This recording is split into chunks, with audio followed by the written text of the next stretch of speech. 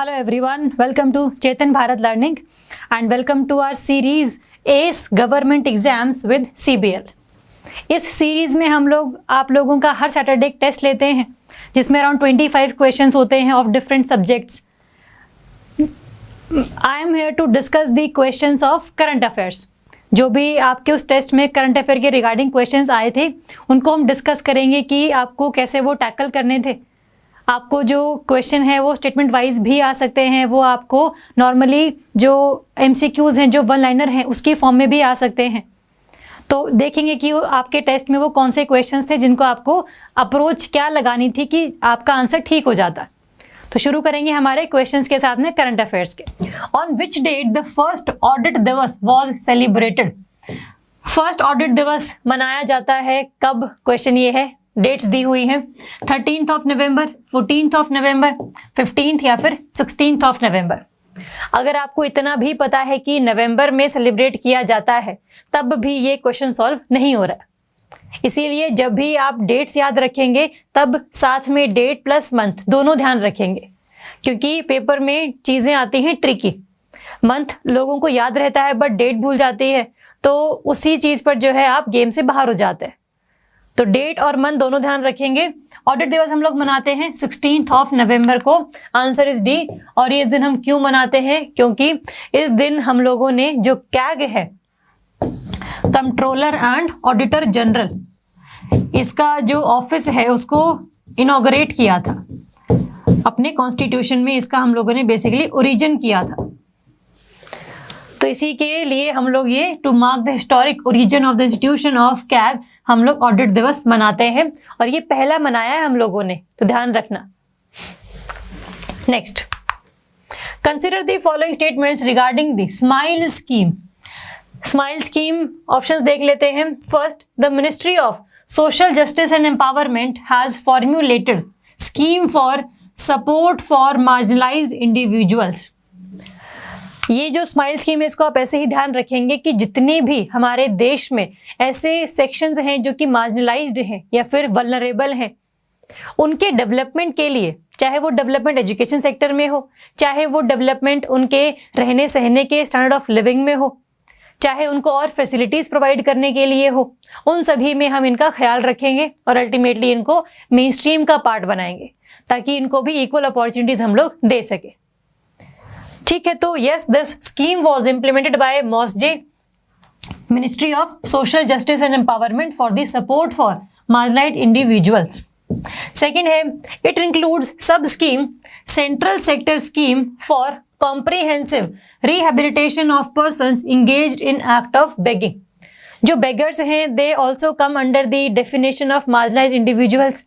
इसीलिए जो scheme beggars के लिए चलाई गई थी सरकार के द्वारा, सेंट्रल गवर्नमेंट के द्वारा, उसको भी इस स्कीम में ही हम लोगों ने ऐड कर लिया है, सब्ज्यूम कर लिया है। तो yes, this statement is also right. पूछा भी क्या है आपसे, करेक्ट स्टेटमेंट। तो ऑप्शन है आपके 1 ओनली, 2 ओनली, बोथ 1 and 2, या फिर neither 1 nor 2। Answer is C, both 1 and 2। एक ऐसा क्वेश्चन भी बन सकता था कि जो स्माइल स्कीम है वो कौन सी मिनिस्ट्री ने लॉन्च करी है। सीधी आपको 4 मिनिस्ट्रीज के ऑप्शंस दे रखे होते तो वो क्वेश्चन थोड़ा सा इजी हो जाता। बट यस, ऐसे फॉर्म में भी क्वेश्चंस पूछे जा सकते हैं, तो हमें थोड़ा सा डिफिकल्ट लेवल के एमसीक्यूज करने हैं ताकि नॉर्मल लेवल के हम इजीली टैकल कर सके पेपर में। ठीक है, तो आंसर है आपका इसमें सी। स्माइल स्कीम की जो एब्रीविएशन है, जो फुल फॉर्म है, वो भी आ सकती है पेपर में। तो that is support for marginalised individuals for livelihood and enterprise. ये आप ध्यान रखना। और ये कौन सी मिनिस्ट्री ने चलाई है और इसके क्या फीचर्स हैं, कौन सी स्कीम सब्ज्यूम की गई है इसके अंडर, ये सारी चीजें आप ध्यान रखना। Next, which organisation will conduct the first ever domestic survey. यहां पर आना चाहिए डोमेस्टिक वर्कर्स सर्वे। अब ठीक है क्वेश्चन। तो एक ऐसी ऑर्गेनाइजेशन है जिसने पहली बार इंडिया में जितने भी डोमेस्टिक वर्कर्स हैं, कहाँ पर काम करते हैं, क्या डोमेस्टिक वर्कर्स माइग्रेंट हैं या नॉन माइग्रेंट हैं, क्या डोमेस्टिक वर्कर्स जहाँ काम करते हैं वहीं पर रहते हैं या कहीं और से काम करने के लिए आते हैं दूर घरों से अपने, तो ये सब चीजें पता लगानी है। तो ये जो सर्वे है वो कंडक्ट कौन करवा रहा है, इंडिया का ये पहला ऐसा सर्वे होगा इसलिए काफी न्यूज में था ये। ऑप्शंस हैं आपके ANSO national survey office, B labour bureau, C ministry of statistics and programme implementation MoSPI, या फिर D none of the above. आप ऐसे ध्यान रख लेना कि जो डोमेस्टिक वर्कर्स हैं they are basically lie in the category of labourers. तो ये जो सर्वे है वो कंडक्ट करवाएगा लेबर ब्यूरो। याद करने के लिए है because domestic workers are involve in the unorganised sector. Unorganised में हम क्या देखते हैं, खास करके कंस्ट्रक्शन वर्कर्स या फिर अदर लेबरर्स। तो लेबरर्स, लेबर ब्यूरो, इस तरीके से ध्यान रखने के लिए आप यूज कर सकते हैं एज ए निमोनिक्स। ठीक है, and that labour bureau comes under the ministry of labour and employment.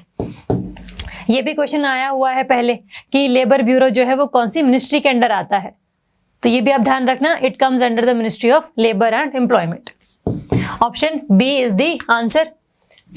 बाकी हम लोगों ने डिस्कस कर ही लिया है कि ये जो सर्वे होगा इसमें हम किन किन चीजों को मेजर करेंगे, इवैल्यूएट करेंगे। Next, which of the following vaccines the WHO has approved for emergency use? WHO ने अभी तक टोटल 6 वैक्सीन जो हैं अप्रूव कर रखी थी। अभी रिसेंटली ही इंडिया की एक और ऐड की गई है, तो टोटल हो गए हैं ये 7। तो अभी तक WHO ने टोटल मिलाकर 7 वैक्सीन को इमरजेंसी यूज के लिए अप्रूवल दिया हुआ है। ऑप्शंस देख लेते हैं। फर्स्ट, एस्ट्राजेनेकाज कोविशील्ड, फाइजर बायोएनटेक कॉमिर्नाटी, सी भारत बायोटेक कोवैक्सीन। इसी की वजह से न्यूज में भी था कि रिसेंटली ही भारत बायोटेक की कोवैक्सीन को WHO की तरफ से अप्रूवल दे दिया गया है कि it can be used is the emergency use. तो ये हम ध्यान रखेंगे। तो ये ऑप्शन तो है ही है। पूछा क्या है हम लोगों से, choose the correct code. AstraZeneca Covishield बहुत पहले आ गई थी इमरजेंसी यूज के लिए। कॉमिर्नाटी फाइजर की ये भी बहुत पहले आ गई थी। कोवैक्सीन अभी रिसेंटली आई है। तो तीनों ही मतलब तीनों ही vaccine have been approved by WHO for emergency use. तो ऑप्शंस हैं आपके 1 and 2 only, 2 and 3 only, 1 and 3 या फिर all of the above. Answer would be D all of the above. अब क्वेश्चन में मैंने ये 3 वैक्सीन दी हैं, लेकिन इनके अलावा जो बाकी और 4 वैक्सीन बची हैं वो भी क्वेश्चन में आ सकती थी। तो आपने ये 3 भी ध्यान में रखनी है और साथ में जो ये वाली वैक्सीन है जो कि रह गई हैं ये भी हमें ध्यान रखनी है। तो आपकी एस्ट्राजेनेका कोविशील्ड हमने देख ली। मॉडर्ना की mRNA वैक्सीन ये भी अप्रूवल ले चुकी है already. Sinopharm's BBIBP COR-V, Sinovac CoronaVac, Pfizer की कॉमिर्नाटी, जॉनसन एंड जॉनसन की वैक्सीन। तो ये तो 6 वैक्सीन ये वाली हैं और इंडिया वाली कोवैक्सीन मिलाकर टोटल 7 हो गई है।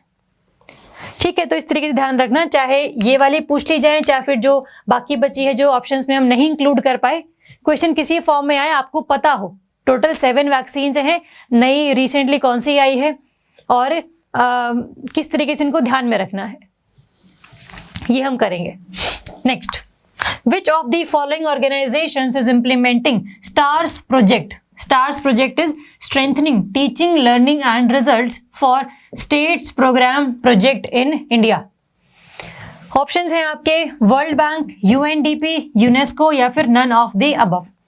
देखो, स्टार्स प्रोजेक्ट बेसिकली एक ऐसा प्रोजेक्ट है जो कि इंडिया में टीचिंग और लर्निंग कैपेबिलिटीज को बढ़ाता है, जो टीचर्स की एफिशिएंसी है उसको बढ़ाता है, बच्चों की लर्निंग स्किल्स जो है उनको बढ़ाता है, एक गैप है बिटवीन टीचर एंड स्टूडेंट उसको फिल करने की कोशिश करता है।